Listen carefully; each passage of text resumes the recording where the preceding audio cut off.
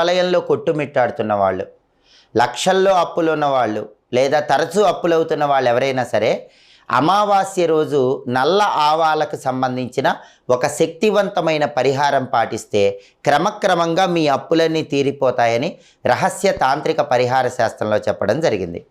అమావాస్య రోజు మీరేం చేయాలంటే నల్ల ఆవాలు కొన్ని చేతిలో పట్టుకొని మీ ఇంటి పైభాగంలో మేడ పైకి వెళ్ళి ఆ నల్ల ఆవాలు చేతిలో పట్టుకొని అప్పులు తీరిపోవాలి అనుకుంటూ ఆ మేడ మొత్తం కూడా 3 సార్లు తిరగండి.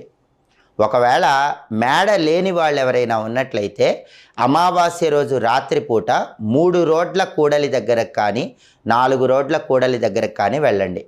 ఆ కూడలి దగ్గర 3 సార్లు చుట్టూ తిరగండి. అలా తిరిగిన తర్వాత చేతిలో ఉన్నటువంటి నల్ల ఆవాలు ఒక్కొక్క దిక్కుకు విసిరేయాలి. అలా విసిరేస్తే క్రమక్రమంగా మీ అప్పులన్నీ తీరిపోతాయని రహస్య తాంత్రిక